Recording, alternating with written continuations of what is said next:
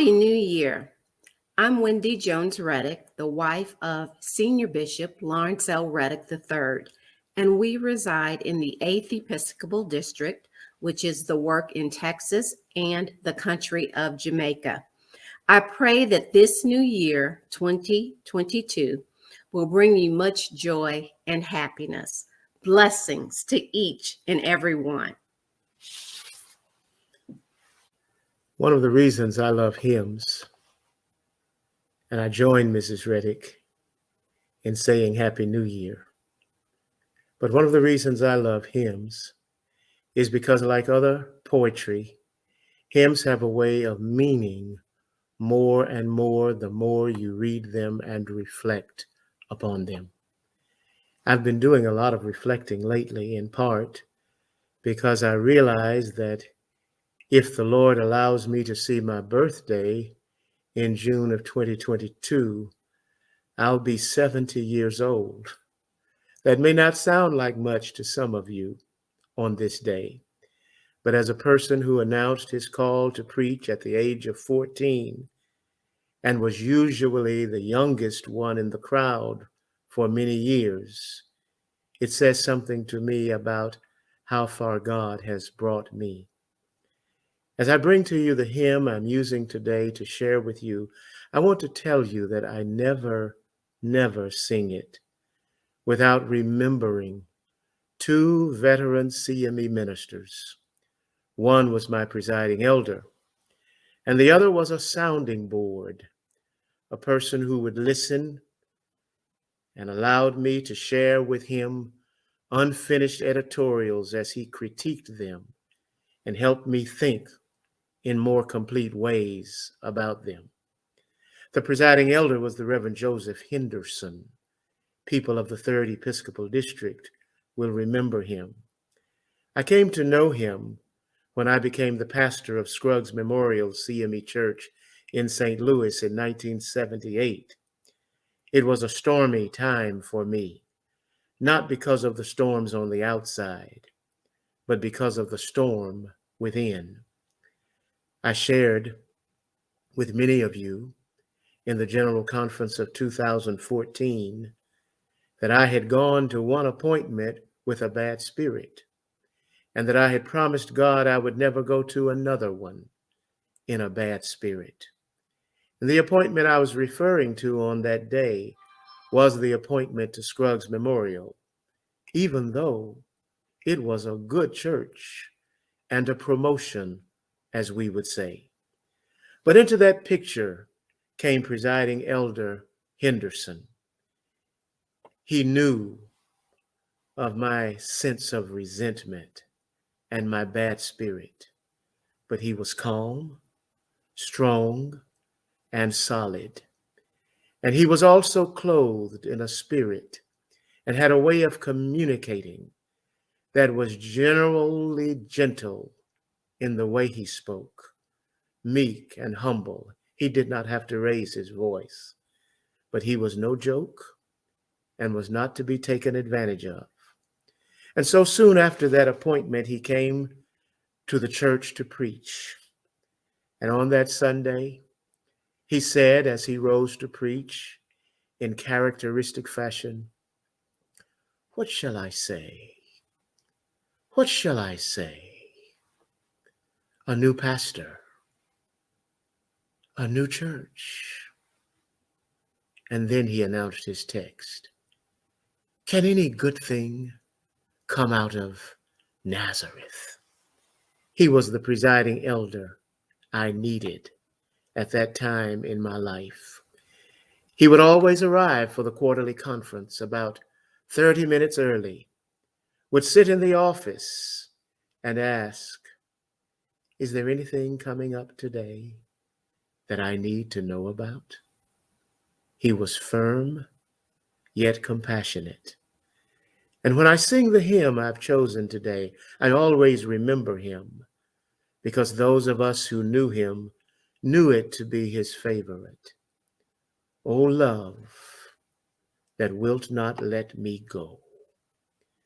The other minister I think about when singing it is Dr. Amos Rice II. because it was in a revival sermon that I heard him preach, that he lined the fourth stanza in a way that it grew deeper in its meaning for me. He testified to the emptiness he felt after his wife's death, and to the sense of guilt he felt as he examined his life and questioned whether he had majored in minors and minored in majors. He made the words, "I lay in dust, life's glory dead," significant words to me, as a sign that much of what we have clamored for and made major, we one day will have to cast off, with the knowledge that they were things that were not as important as we once thought they were. Now, the music you will hear may be slower than some of us may want it to be. I'm using today a CD of hymns that I played about 1992, and that was recorded by now editor Orr Spraggan. But even though it may be slow, I ask you to hear the words of this hymn today meditatively. The words are from George Matheson, and the tune is from Albert Peace. Listen.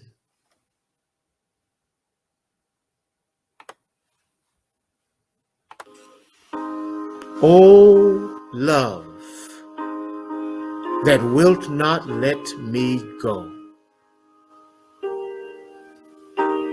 I rest my weary soul in thee.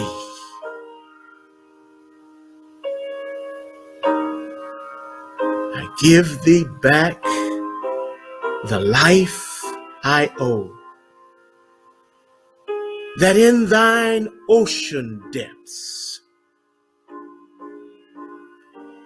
its flow may richer, fuller be.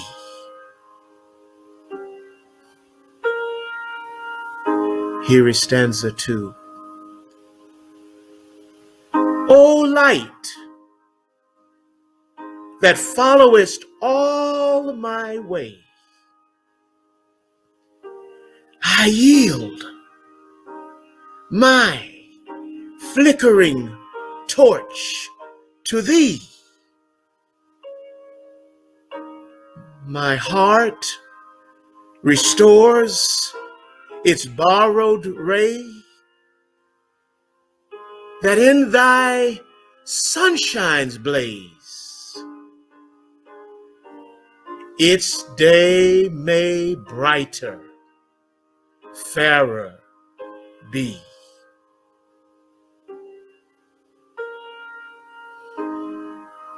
Listen.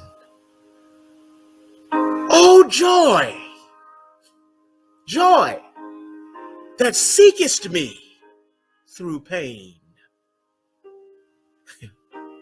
I cannot close mine eyes to thee. I trace the rainbow through the rain, and I feel the promise is not vain that morn shall tearless be. And then that stanza 4. O cross that liftest up my head, I dare not ask to hide from thee.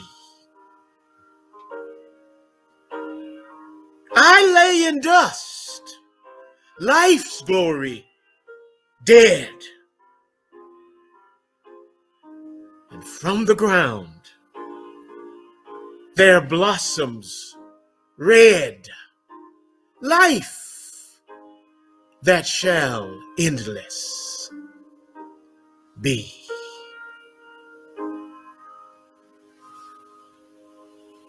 I'm so grateful to those giants, Joseph Henderson and Amos Rice, whom I see every time I sing that hymn. And when I think of Presiding Elder Henderson, I remember that he modeled the strength of that hymn to me. It's one of those hymns that I believe can bring us to God's grace that will carry us through. And so it is my prayer, and it is our prayer, that you and we will trust God to carry us through in 2022. Happy New Year. Happy New Year. Amen.